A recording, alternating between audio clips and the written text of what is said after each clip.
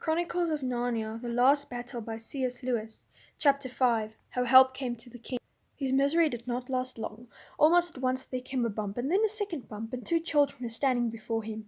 The wood in front of him had been quite empty a second before, and he had knew they had not come from behind his tree, for he would have heard them. They had in fact simply appeared from nowhere. He saw the same dingy sort of clothes as the people in his dream, and he saw at a second glance that they were the youngest boy and girl out of that party of 7. "Gosh," said the boy, "that took one's breath away. I thought—" "Hurry up and get him untied," said the girl. "We can talk afterwards." Then she added, turning to Trinian, "I'm sorry we've been so long. We came the moment we could." While she was speaking, the boy produced a knife from his pocket and was quickly cutting the king's bonds. Too quickly, in fact, for the king was so stiff and numb that when the last cord was cut, he fell forward on his hands and knees. He couldn't get up till he had brought some life back into his legs by a good rubbing. "I say," said the girl, "it was you, wasn't it, who appeared to us the night when we were all at supper, nearly a week ago?" "A week, fair maid?" said Trinian. "My dream led me into your world scarce 10 minutes since." "It's the usual muddle about times, Pole," said the boy. "I remember now," said Trinian. "That too comes in all the old tales. The same of your strange land is different from ours. But if we speak of time, this time to be gone from here, for my enemies are close at hand, will you come with me?" "Of course," said the girl. "It's you who've come to help." Trinian got to his feet and led them rapidly down the hill, southward and away from the stable. He knew that where he meant to go was his first aim was to get to the rocky places where they would leave no trail, and his second to cross some water so that they would leave no scent. This took them about an hour scrambling and wading. While that was going on, nobody had any breath to talk, but even so, Trinian kept on stealing glances at his companions. The wonder of walking beside the creatures from another world made him feel a little dizzy, but also made all the stories seem far more real than they had ever seen before. Anything might happen now. "Now," said Trinian, as they came to the head of a little valley which ran before them among the young birch trees, "we are out of danger of those villains for a space, and may walk more easily." The sun had risen, and a few drops were twinkling on every branch, and the birds were singing. "What about some grub? I mean for you, sir. We too have had our breakfast," said the boy. Trinian wondered very much what he meant by grub, but the boy opened a bulgy satchel which he was carrying and pulled out a rather greasy and squashy packet. He understood. He was ravenously hungry, although he hadn't thought about it till that moment. He saw 2 hard-boiled egg sandwiches and 2 cheese sandwiches and 2 with some kind of paste in them. If he hadn't been so hungry, he wouldn't have thought much of the paste, for that sort of food nobody eats in Narnia. By the time he had eaten all 6 sandwiches, they had come to the bottom of the valley, and they found a mossy cliff with a little fountain bubbling out of it. All 3 stopped and drank and splashed their hot faces. "And now," said the girl as she tossed her wet hair back from her forehead, "aren't you going to tell us who you are and why you're tied up and what it's all about?" "With a good will, damsel," said Trinian, "but we must keep on the march." So while they went on walking, he told them who he was and all the things that had happened to him. "And now," he said at the end, "I'm going to a certain tower, one of 3 that were built in my grandsire's time to guard lantern waste against certain perilous outlaws who dwelt there in his day. By Aslan's good will I was not robbed of my keys. In that tower we shall find stores of weapons and mail, and some victuals also, though no better than dry biscuit. There also we can lie safe while we make our plans. And now, prithee, tell me who you 2 are and all your story." "I'm Eustace Scrubb, and this is Jill Pole," said the boy. "And we were here before, once, ages and ages ago, more than a year ago by our time, and there's a chap called Prince Rilian, and they were keeping this chap underground, and Puddleglum put his foot in—" "Ha!" cried Trinian. "Are you then that Eustace and that Jill who rescued King Rilian from his long enchantment?" "Yes, that's us," said Jill. "So he's King Rilian now, oh? Of course he would be. I forgot." "Nay," said Trinian, "I am the 7th descent of him. He has been dead over 200 years. Jill made a face. "Ugh!" she said. "That's the hard part about coming back to Narnia." But Eustace went on. "Well, now we know who you are, sire," he said, "and it was like this. The Professor and Aunt Polly had got us all friends of Narnia together." I know not these names, Eustace," said Trinian. "They're the 2 who came to Narnia at the very beginning, and all the day the animals learned to talk." "By the lion's mane," cried Trinian, "those 2, the Lord Diggory and Lady Polly, from the dawn of the world, and still in your place, the wonder and the glory of it. But tell me." "She isn't really our aunt, you know," said Eustace. She's Miss Plummer, but we call her Aunt Polly. We those who two got us all together partly just for fun, so that we could all have a good jaw about Narnia. For of course there's no one else we can ever talk to about things like that, but partly because the Professor had a feeling were somehow wanted over there. Well, then you came like a ghost or goodness knows what, and nearly frightened the lives out of us and vanished without saying a word. After that, we knew for certain there was something up. The next question was how to get there. You can't just go by wanting to. So we talked and talked, and at last the Professor said the only way would be by the magic rings. It was by those rings that he and Aunt Polly got there long, long ago, when they were only kids, years before the younger ones were born. But the rings had been all buried in the garden of a house in London. That's our big town, sire. And the house had been sold. So then the problem was how to get at them. You'll never guess what we did in the end. Peter and Edmund, that's the High King Peter, the one who spoke to you, went up to London to get in the garden from the back. Early in the morning before we were up. They were just like workmen, so that if anyone did see them, it would look as if they had come to do something about the drains. I wish I'd been with them. It must have been glorious fun.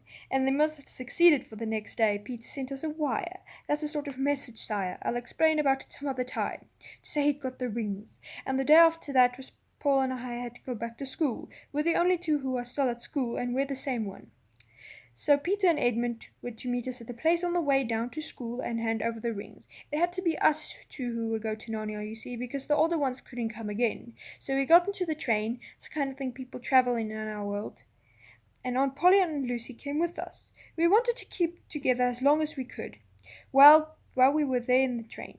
And we were just getting to the station where the others were to meet us, and I was looking out of my window to see if I could see them, when suddenly there came a most frightful jerk and a noise. There we were in Narnia, and there was your Majesty tied up to the tree. So you never used the ring? Said Trinian. No, said Eustace. We never even saw them. Aslan did all fast in his own way without any rings. But the High King Peter has them, said Trinian. Yes, said Joel, but we don't think he can use them. When the two other Provinces, King Edmund and Queen Lucy, were last here, Aslan said they would never come to Narnia again, and he said something of the same sort to the High King, only longer ago. You may be sure he'll come if he's like a shot if he's allowed. Gosh, said Eustace, it's getting hot in the sun. Are we nearly there, sire? Look, Trinian said and pointed. Many yards away, grey battlements rose above the treetops, and after a minute's more walking they came out into an open grassy space.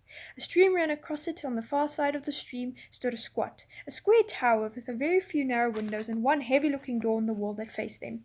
Trinian looked sharply this way and that to make sure that no enemies were in sight. Then he walked up to the tower and stood still for a moment, fishing up his bunch of keys which he wore inside his hunting dress, on a narrow silver chain that went around his neck. It was a nice bunch of keys that he brought out, for two were golden and many were richly ornamented. You could see at once that they were keys made for opening Solomon's secret rooms and palaces, or chests and caskets of sweet-smelling wood that contained royal treasures. But the key which he now put into the lock of the door was big and plain and more rudely made. The lock was stiff for a moment. Trinian began to be afraid that he would not be able to turn it. At last he did, and the door swung open with a silent creak. Welcome, friends, said Trinian. I fear this is the best place that the King of Narnia can now offer to his guests.